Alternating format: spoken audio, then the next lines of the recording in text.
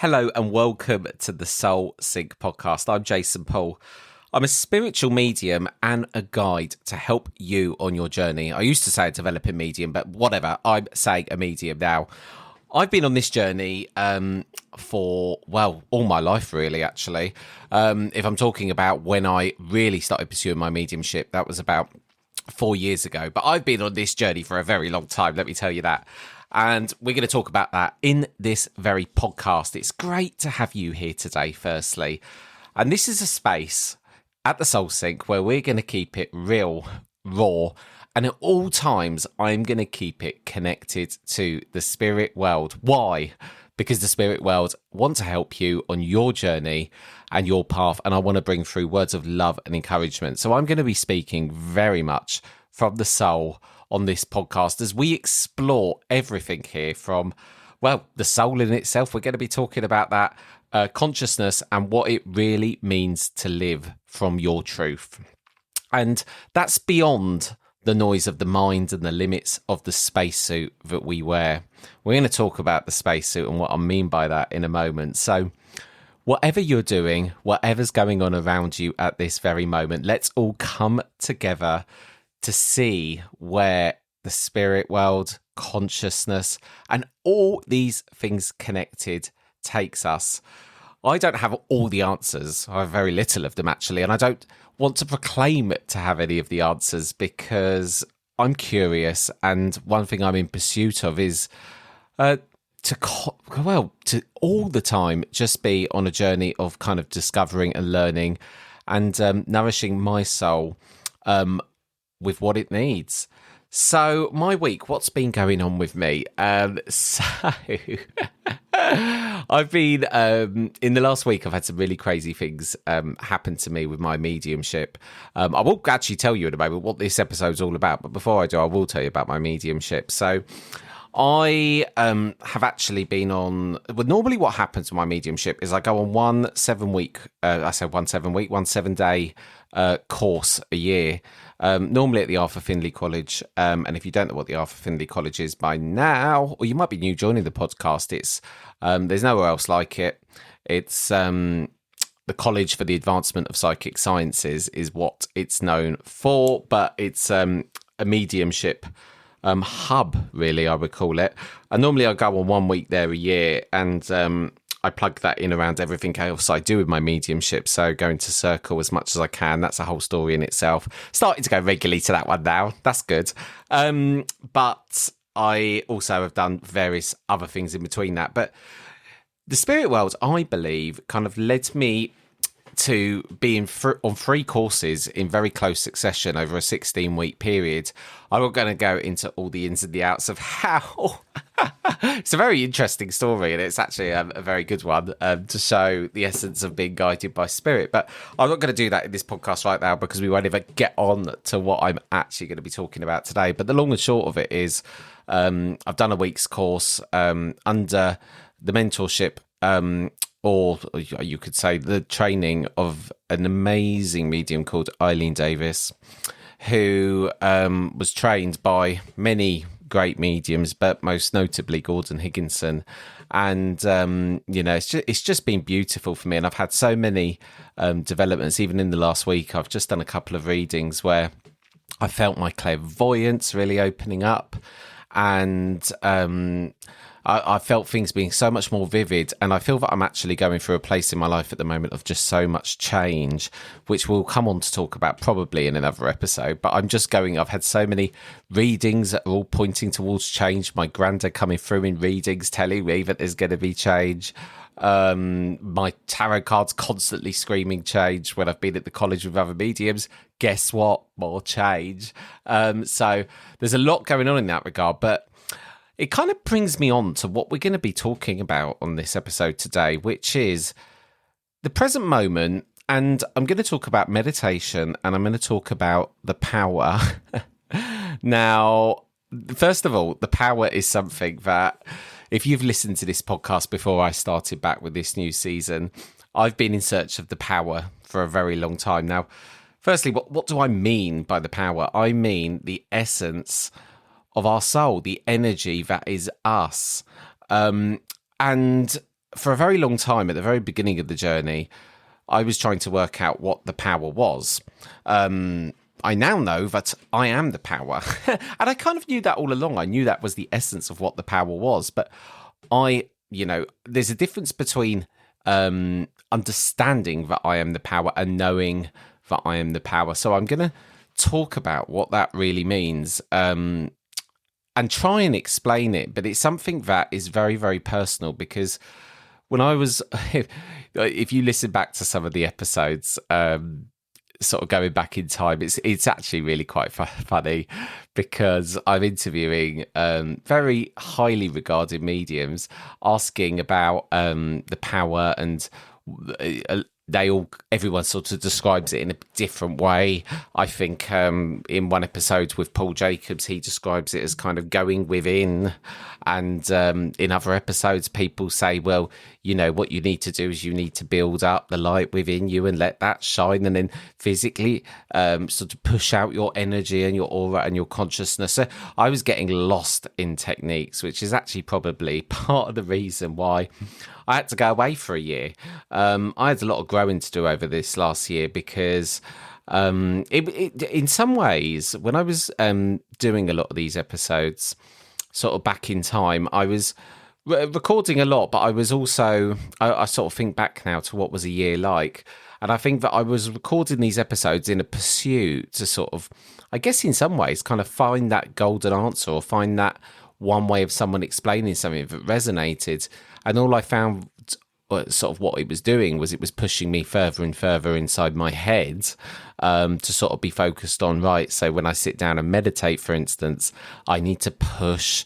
So I'm thinking about pushing my aura out. I'm thinking about building the light. I'm then sort of sitting there braced, waiting for something to happen. And I was getting lost in that. And then it was kind of making me feel on the soul sync looking back in time now. And it'll be really interesting, because one of the things I'm actually going to do on this podcast is, like I said before, there's so many amazing episodes that were recorded that actually never got released. And just because one day I just decided, right, I need to stop for now. And it was never the plan to stop the podcast for a year. To be honest with you, it's been playing on my mind for the last 6 months. And the spirit world, honestly, recently have just given me sign after sign after sign to start this podcast back up, which the ultimate sign, well, it's gone beyond a sign. It's gone from being a sign to a kick up the arse, because a number of people who I've never met before have come up to me at various different places and said, oh, I really recognise you. I listened to the podcast, and in the week preceding, when I did the first recording, I had 4 people in very close succession mentioned this podcast. So I thought, come on now, Jason, get out of the spiritual closet. Get out. You need to speak, because what is driving me to do this podcast is I want to help people on their journey, because I know that I was for so many years in my life in pursuit of, I guess, ultimately happiness. And having not grown up with a lot, not grown up with a lot. I had so much love around me, but I grew up from modest, I'd say humble beginnings. My mum had me when she was 18, and that, like I said, led to us very quickly after me being born, my mum having to sort of live in bed and breakfast. So I think in a lot of ways, when I kind of got to 16, leaving school, when I went to a secondary school, which was bloody awful in Kent. I'm sure I've said this before. Sometimes I wonder to myself, have I told them this story? Have I, or have I not? But I will tell it. I went to an all-boys school for the last 3 years of my secondary school, and it was horrible. Sort of it being in the bottom 3 to one side, let's forget about that for a moment. But I was actually just bullied so much for being gay. Actually, for being posh and speaking properly was the main line of attack, but being gay was a secondary side issue, I think. But the fact that I had grown up in London, people perceived my accent in this part of Kent to be posh, and actually it came up in a reading for me on Thursday on the Very Soul website. And if you don't know what the Very Soul website is, it's a website where you can practice your mediumship with other mediums. And I haven't been on the platform for a very long time. And it's a bloody good website, really good idea. It was started by a lady called Sally Hawke, who's actually, I've actually interviewed her on this podcast. I'm sure the episode's already published, so you can listen to it there. But in the reading, it was really interesting. I did firstly a fantastic reading where I really vividly got through, and the spirit person, actually, half an hour before the reading was due to start, I was in the bath, as you do, getting ready, rushing because it was after a day at work. And about half an hour just before, in the bath, and into my mind comes a kernel. And this kernel reminds me, kind of part of the Kentucky Fried Chicken kernel, but mainly of Elvis's manager. And Elvis's, because I watched the film on Netflix, the one about Elvis. Great film, by the way. I absolutely loved that film. But one of the poignant parts of the film was about Elvis's relationship with his manager, who was a colonel, and the treatment of Elvis by the colonel, how he would bring him up and give him love on one hand, but on the other hand work him to death and rob him for every penny he's got. And what I felt with this colonel who came through, if you keep it up, that is already, is I felt that there was the essence of that kind of energy of the colonel. Now, the normal me would say, Jason, right, this has come to you before the reading, so this is in your imagination now, because the reading hasn't started, because the old technical type medium, now having realised that I'm an emotional medium, honestly, I could go down so many rabbit holes here, but there is a difference between a technical and emotional medium, and I believe that. But for a long time, I've been under the kind of umbrella, or I've been on courses with technical mediums who have been teaching me, which is what's been getting me lost in my head rather than being in my power due to techniques. Anyway, so back to the bath. I was in the bath and the colonel came to me, and I thought to myself, the instant reaction was just to forget about it because the reading hadn't started. And I thought, no, Jason, you're just about to get in the bath. Why on earth would a colonel come to you with also the essence of the personality? So I thought, no, this is for this reading. So I said to myself in my mind, because thoughts are power, for every thought has a corresponding action. We'll talk about that on the Soul Sync as well. Oh, we've got a lot to blimmin' talk about. We got a lot. Anyway, I said to the spirit person, okay, I acknowledge you. Thank you very much. And then when the reading started, I did the reading, and it was just kind of blew my mind, because in this particular reading, obviously you learn something all the time. But I thought what I normally would do is I would get the piece of evidence or whatever, and I would not use it in the right way. Sometimes I would kind of I would get it, and then I would try and place it in my mind, not even sometimes really noticing that I'm doing it consciously, but I would have taken that and tried and make it sort of fit, but not doing that intentionally a lot of the time. But now I understand I was doing that. Anyway, I just went with what came to me, and it was a very powerful reading as well, because I just went for about 7 minutes. I did sort of come up for breath after about 2.5 minutes, and after asked the lovely sitter if she could take any of it, and she could. So I just went on, and then after 7 minutes, after a really poignant message, where the spirit communicated and said to me, that's all I want to say. I want to be loud and clear. And it was all taken, and it was just really beautiful. But in the reading she did back to me, my granddad came through, and actually my nan came through really vividly. And normally when my nana, I call her on the granddad side, comes through, my reaction is to always get a little bit, because we had a bit of a funny relationship towards the end, because we didn't really get on. There was some family. I just never really felt accepted, and Oh God, I can go down all the rabbit holes of the situation. But whenever she comes through, normally I do want her to come through, but there's resistance on my side. But she pointed out to me in the most recent meeting, but she's now going to step back until I'm ready to release the emotion to do with her, which is actually very interesting. It was very powerful, and it made me realise that I do need to let go, which really actually brought me on to a book I'm reading at the moment, called Letting Go, which is a very good book, actually. It's called Letting Go, The Pathway of Surrender by David R. Hawkins. And this book is...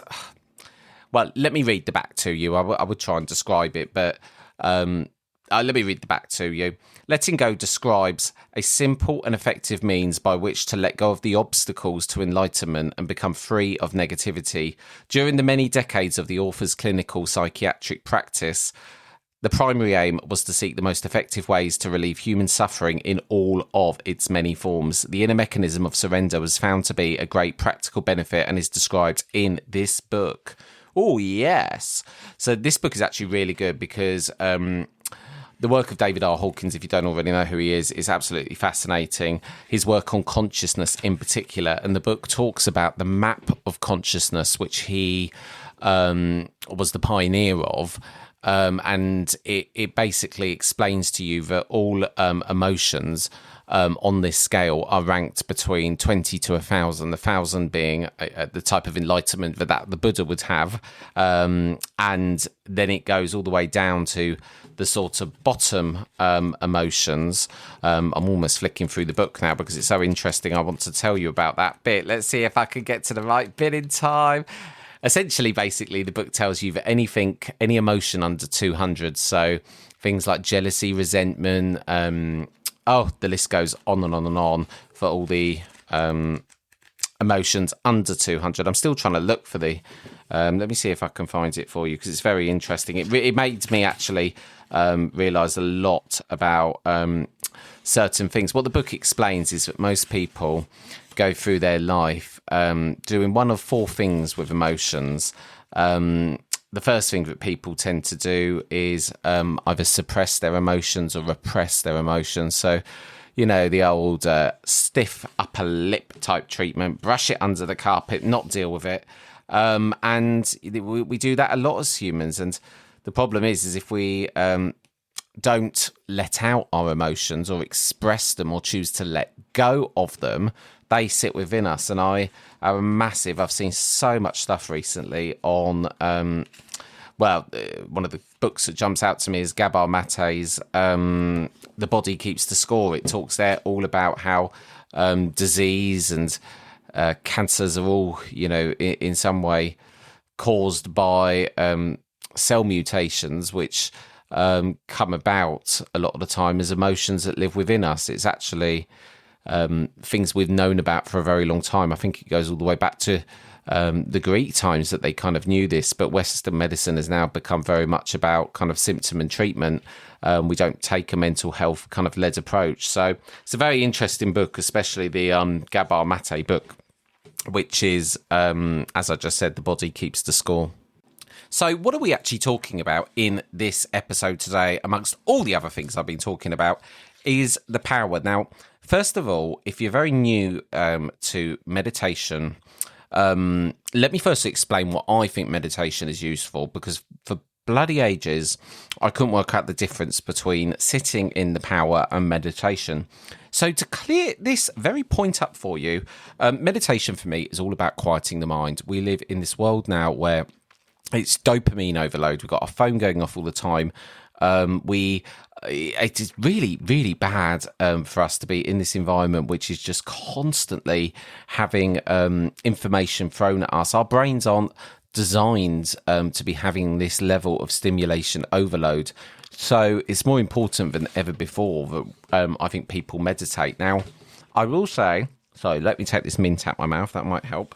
I will say from the get-go, I really struggled to meditate, and it was something where I've kind of got to a self-limiting belief stage at one point, where I just kind of said, I just can't meditate because I just can't quieten my mind. Now, for people, especially people who've got ADHD like myself, trying to quieten the mind can just feel like a battle, where for a very long time I thought that it was very hard to get control of my thoughts. My thoughts would run away with me. If I had a particular point of anxiety, sometimes I just wouldn't even be able to get control of my thoughts. I would just feel like they're racing away with me at a million miles an hour. And actually, recently, I feel that I am now in control of my thoughts. Well, I think in some ways I've rewired my subconscious mind.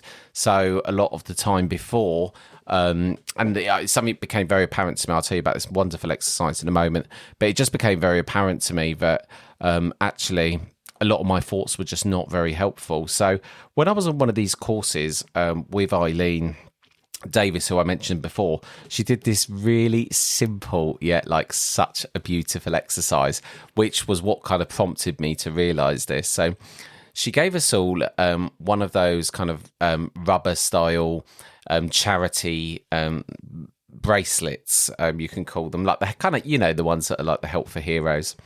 And she called it a positivity band. And she said, first of all, I want you to acknowledge that when you have thoughts, your thoughts either fall into one of two categories, which is either fear or love. Now, it took me a moment to comprehend that. And first of all, that was quite kind of, I guess, revolutionary in a way, because it was so simple, but it made me realise, because I'd gone on to that week with work just being so hectic. So the background was, before I went into this week, so I was having like one of the most stressful times you can imagine with my business, like what I do, obviously my recruitment business. I've alluded to it on the show before, but it was like one of those weeks where things were so stressful. There were certain things left up in the air. So I arrived on this course, let's just say, off the back of being in the eye of the storm, like very stressed, and probably in a state where I was trying to control everything, because there was so much around me with my business that I felt like was just spiraling out of control at a rate of knots, and I was trying to control it all. And actually, on reflection now, the more I look at trying to control it, it was just kind of spinning out of control. It was almost like the more I'm trying to control it, the more out of control it's becoming, which is an interesting thing in itself. You might think, how does that work? Surely if you're in control, surely if you're trying to grab control of something, you should be able to turn back the ship, you could say. But that wasn't happening. So first of all, I then thought, well, yes, actually, all thoughts do kind of fall under the banner of love or fear. And I thought, well, would you me even thinking like a little thought about what am I going to have for dinner tonight? Well, I guess that's a thought of love. I'm giving self-nourishment with that thought. And then Eileen said, right, by acknowledging your thoughts, every time you have a negative thought, or a fear-based thought even, you are to move the bracelet from one arm to the other arm. And then if you have another negative or fear-based thought, you move it back to the other arm, and so on. So I'll tell you what, the first day, blimey, that bracelet was moving every 2 minutes. So much so it was like, because my arm has got hairs on it, it was kind of giving me a wax every time. So I was starting to learn by some kind of pain-based behavioural technique. But what it made me realise was, and I have to say, after 5 days of having the bracelet on, by day 5 it was barely moving at all. But the whole technique was 21 days you're to do the exercise for, because 21 days is the amount of time it takes for new neural pathways and essentially your subconscious to start to be reprogrammed to be your default way of thinking. Because you might be having negative thoughts at the moment, but negative thoughts aren't your, that is not necessarily you. Of course it isn't you. When we get these thoughts a lot of the time, and a really good book that really puts things into perspective as well is the Monkey Mind book. The Monkey Mind That Sabotages Your Life is a very good book, and that really talks as well about thoughts and how we get ourselves into these perpetual cycles of negative thinking. So 21 days is the amount of time it takes, and I'll tell you what, I've told so many people about this exercise because it's so simple yet so effective. So let me have a sip of water. So meditation is there for quietening the mind, and there's so many different types of techniques. I'm not going to go into all of that on this show, but it really took me a long time to but to be honest with you, when I say it took me a long time to get my head around meditation, for the first couple of years, I don't think I was nowhere near doing it long enough to actually, or regularly enough. So please don't take me saying a couple of years as some kind of discouragement, because a lot of you are going to be thinking, oh, I can't wait a couple of years. There's loads of things I'm going to say on meditation, and we'll talk about that. There's also going to be meditations that I release on this show, which are designed to keep it simple. There are over, I think, 100 different types of meditation. And personally now, what do I use?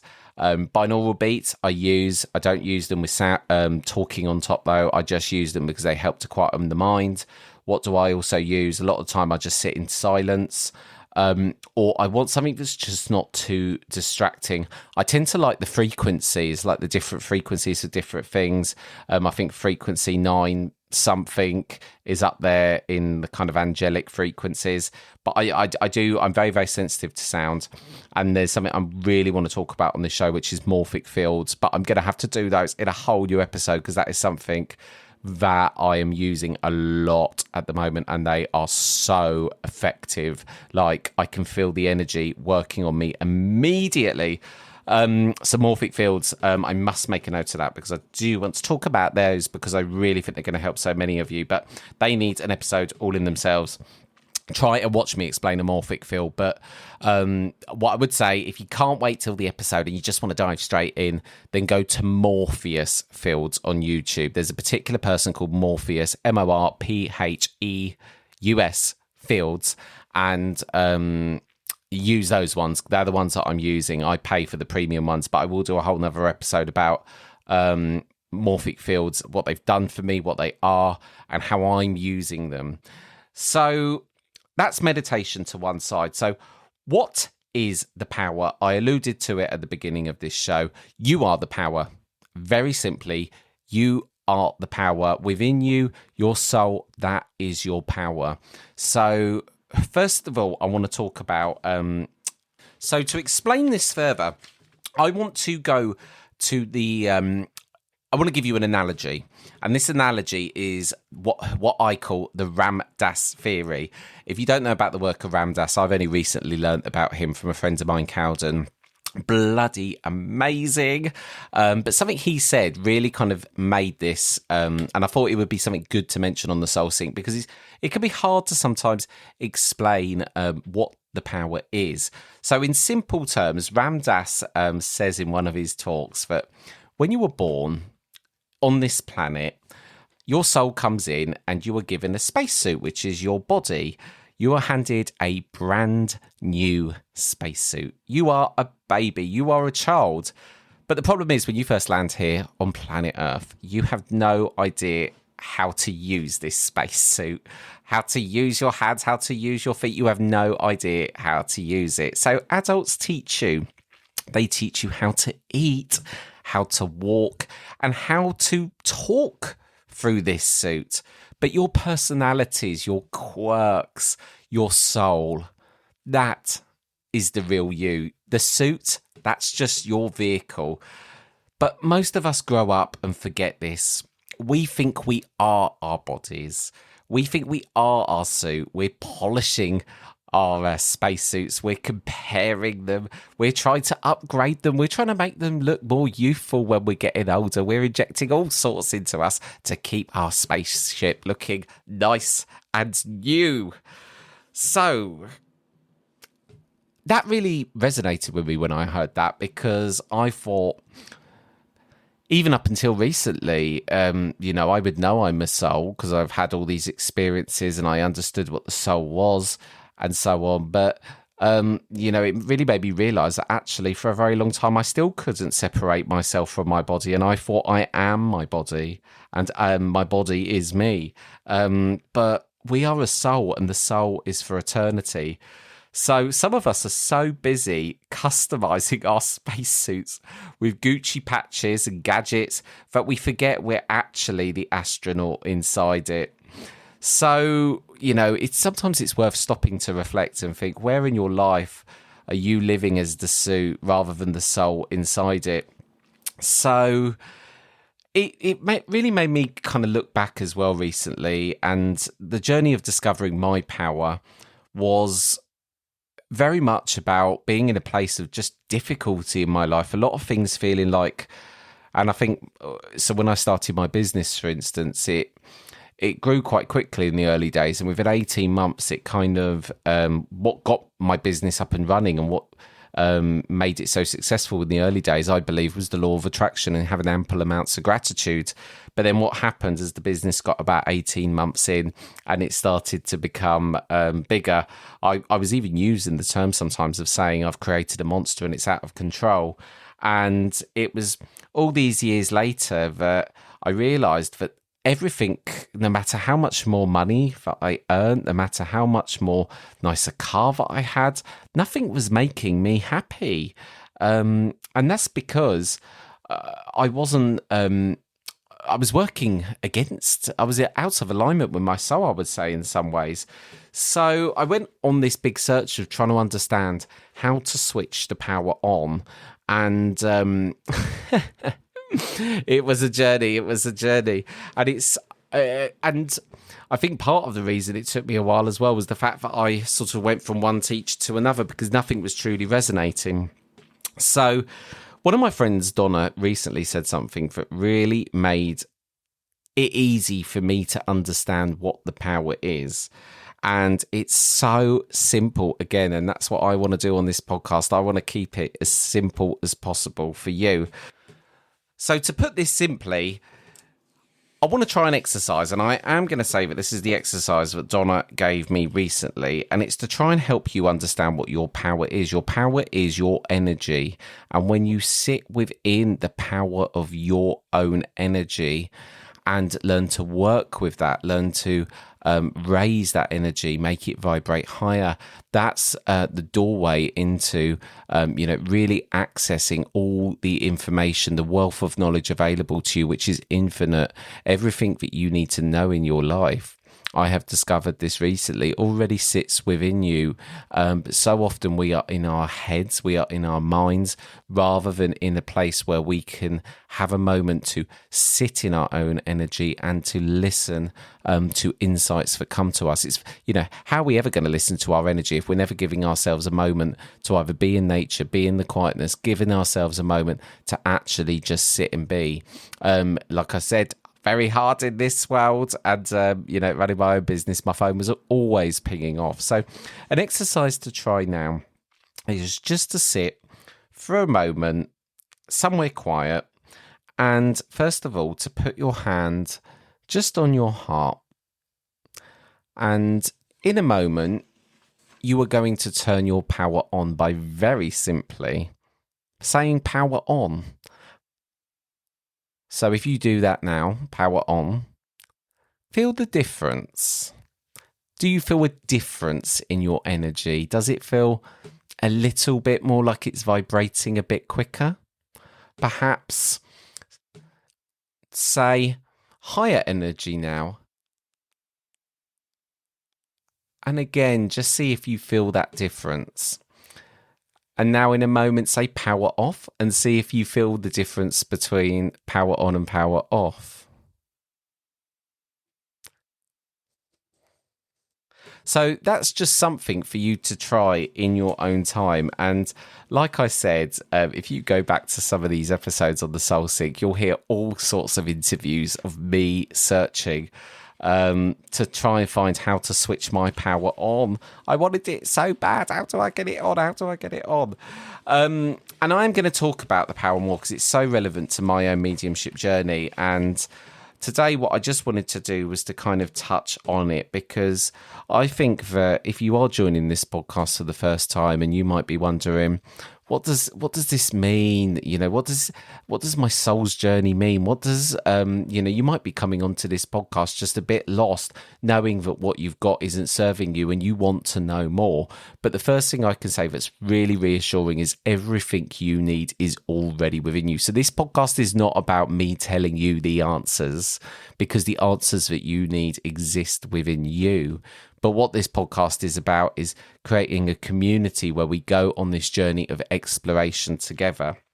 So we all have a soul plan here. We do. When we get incarnated down into our spacesuits, we have signed up to a soul plan. We've come down here to learn lessons. And our our soul contract has already been signed. So, each soul signs up for anything from different lessons to growth to experiences. So the power that you have as a soul and a spirit comes from when you align with your soul plan, not fight it. Now, I have fought my soul plan a lot over the years by being in my head rather than with how I feel. And it's only through feeling that actually I would feel so happy once I had £1 million business, a £2 million business, this material asset, and then realizing that none of it made me happy. Then I started to go on that quest for what is going to make me happy, and what was going to make me happy and make me feel complete and aligned and my soul is nourished is to be doing what my soul wants. And what I believe my soul plan was I had to go through so much pain and upheaval and the dark nights of the soul in my 20s to then really have that rich depth of life experience, which led me to then grow a business, go through all this pain, the psychosis, the addiction, the domestic abuse, and my time in the police, and these really hard times. But it's led me to being on this journey now. And I believe my calling is to do mediumship, to help people, inspire people, to show people that there is more to life than material assets, to show people that early on that even just the amazing knowing that there is life after death, even for me it just changed so much, because it took me a lot of proof and a lot of different experiences to fully come to that belief, because for a very long time I would say I need undeniable proof. I need more proof that it, and when I did finally have the proof, then it was very hard to know, well, okay, what does that mean? Now I know that, there's this unseen world. There's more to life than just as we see through our own human eyes, which, even that principle in itself is there being only what we can see with our human eyes. The universe is so much bigger than that. Our human eyes are only able to see if you look into the eye of what the eye can actually see. There is so much more, and I know that through my own journey now. I can feel the energy, and I keep getting more and more sensitive to energy, so I can feel when guides and spirits and this and that are around. But that's because I've gone through the exercise of knowing the difference between what my energy feels like and what the spirit world's energy feels like. So when you start to sit in the power and start to feel your own power and work with your own power and build your own power, then you can start to go on that journey of then knowing the difference between someone else's power and how someone else's energy feels. And that's then, going down the psychic avenue when you start feeling into someone's aura, their energy, that's psychic. And then when you go through the development as a medium of then understanding your energy to understand what does a different soul's energy feel like, which is then what mediumship is.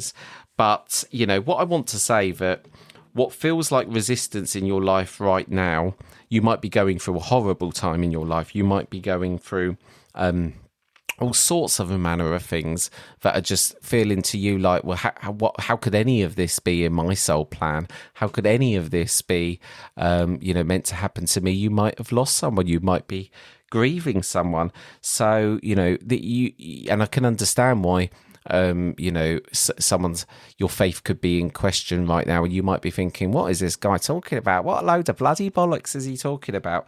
But what I would say from my own experience is I've had to go away and go on that journey, because even if I had someone tell me till they were blue in the face, I even had a granddad who was a medium, but still there was some level of disbelief within me, and I had to go through that journey of experiences to believe. But what I want to say, is if you are having a time in your life right now that is hard, know that, you might be having to go through this to come out the other side, to grow, to evolve. And this experience, if you are having a difficult time, perhaps, just focus on what this might be teaching you. So just to kind of reflect on some of what's been said today, the power is not in the spacesuit, but in the soul. And you don't take the spacesuit with you when you go, but the essence of who you are, the soul, goes on. So don't take the spacesuit too seriously. It's just the uniform, and it's honestly not the real you.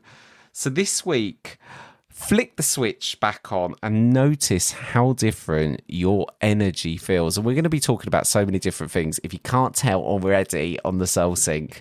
And if you do want to get involved, like I always say, you can drop me an email. I do love guest suggestions and topic ideas.